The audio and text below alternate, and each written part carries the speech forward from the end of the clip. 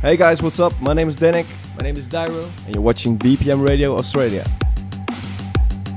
Hi guys, welcome to BPM Radio Australia. As you can see, we're in the studio here in Melbourne at Sing Sing with Dyro and Dannic. Guys, thank you for joining us on BPM Radio Australia. Thanks for having me, man. Yeah, you're welcome. Now guys, let's take this back right to the beginning. What was your first influence in music? Like, do you guys come from a musical family, musical background? How did you guys first get involved in music? We'll start with you, Dyro. I basically have no family of mine who's into music. I just started as an interest for myself, and I was just very interested how music was actually made when I would listen to the radio when I was younger. So as I grew older, I started looking into forums and stuff where they would talk about it, and then I started once I downloaded the program Fruity Loops back in the days, and I'm still using it actually. And actually everything started from there. There you go. What about you? For me, actually, it started when I was born, I think. Yeah, I mean, back in the days, I used to listen to the classical CDs of my grandfather, and then from there it went on to every day was busy recording music from the radio. I even bought a mini disc player at the time, where I was super proud of, and I started DJing at the age of 17, so that's now 10 years ago.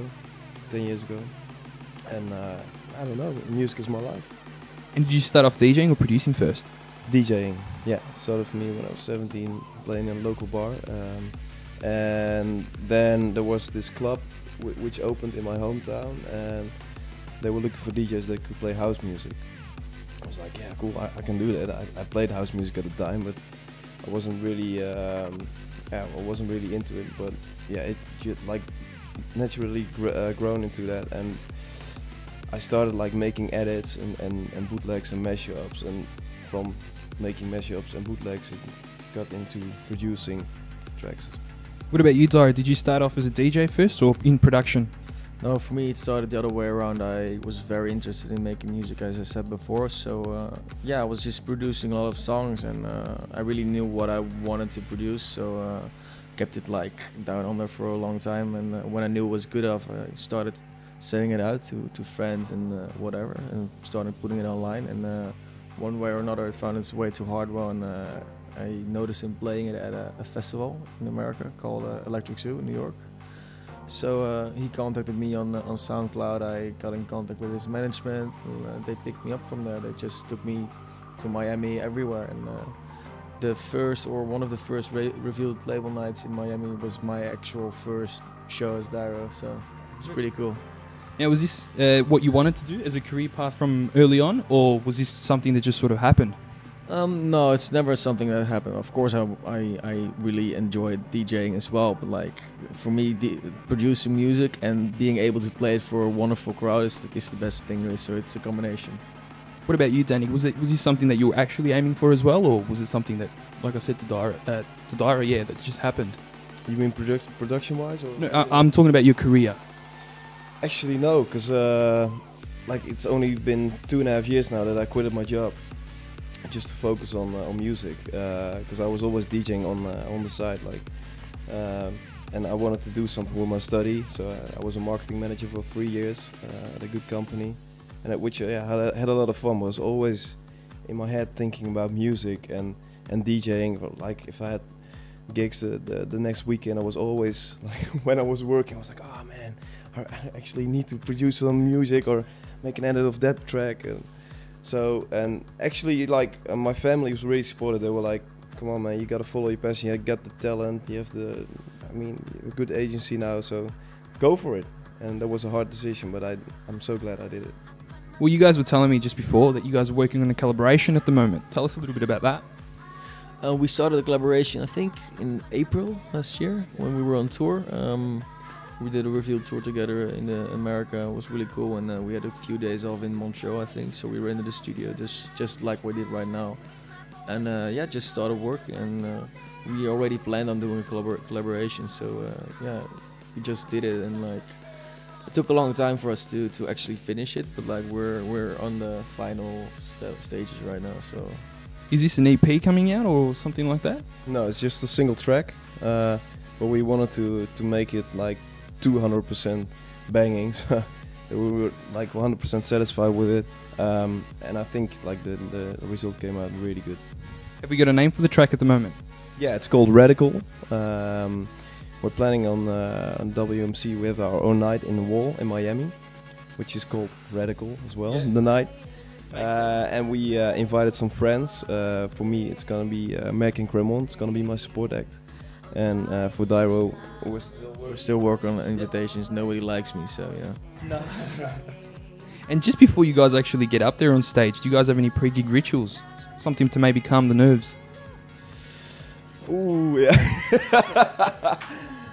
No, I like just a single beer before I go on stage, just to relax a bit. Maybe sometimes we go on like we're there at the club an hour before, sometimes half an hour, it depends. Yeah. Just to breathe in the atmosphere a little bit. Yeah, no, not a particular. What about you, Dyro? When I started DJing, I was really nervous in the beginning, so I kind of drank for courage or something. But Just to settle the nerves? yeah, exactly. But no, I told myself to stop doing it because I made a couple of mistakes like that. What about after the gig? Because like, I'd imagine that you guys playing, especially all the big festivals, like at the moment you're playing Good Life and you're playing Future Music Festival here in Australia. What about after the actual gig, to come down from all that adrenaline? Do you guys like to do anything in particular to relax? Well, this particular tour is really cool because there are a lot of Dutch guys and a lot of colleagues. Of course, we all know each other really well, and this is like I don't know, it's a school trip almost. Like everyone knows each other. We're hanging after the gigs. We're watching each other's gigs, each other's shows. So that's really cool. And we had a massage at the Future in Perth after the show. A massage. So I'm interested to know, guys, what's it like playing in Australia compared to playing anywhere else in the world? For us, like we've never been here before, so you know we're less popular here than we are anywhere else, probably. If we're doing shows in America, it's way bigger for us, you know. But like we really like to play for the Australian crowd as well. So you know you have to start lower again, like start working on it real hard, like you did before in different areas. What about you? Anything you'd like to add? Yeah, for us it's like it's what Dyro says. It's more of a showcase. You're showcasing yourself. You wanna. Yeah. Again, you really want to prove yourself in front of the Australian crowd and like gain friends here or fans here. And do you guys have any advice for up-and-coming DJs and producers that aspire to be like both of you guys? Yeah, well, everything is possible. Sounds really cliche, but it is. Just work hard and come up with your own unique sound. What about you, Dyro? Yeah, what Dan said, you know, be creative. There's no point in making something that's already out there because there's somebody who does it better than you anyway. If you do that. And everyone else is taken. Exactly. And what do you guys like to do in your private time? Like, what do you think you'd be doing if you weren't doing DJing and production at the moment and touring? What do you think you'd be doing? Hang on the couch, watching movies, be with my friends, my family. Just the normal stuff, actually. You think you'd still be working that job? No. No, I don't think so. What about you, Dyro? I don't know. I think I would be a regular guy. I still feel like a regular guy, you know. But it just happens that we're touring the world. And I think if this wouldn't have happened to me, I would just be a regular guy. And what would you say is the most tough, the toughest part about touring? Well, missing my friends and family, for sure. Yeah. Getting a little bit homesick? Yeah, for sure. I mean, everyone's like, "Oh, DJ, you travel the world, you see a lot." We actually don't see a lot. I mean, we're in Australia right now. We're like, this is the second day in studio already. Haven't seen anything yet of Melbourne City. Yeah, missing my friends. It can be lonely sometimes. It's not only rock and roll and you know what people think about it. Anything you'd like to add? Yeah, just missing your family, you know. People always think we're living the good life, but we're actually working really, really hard. As you can see right now, we have 2 days off and we rented a studio for 2 days. We're here for like 8 hours straight, working on new music and like, you know, just keep working. And just two final questions.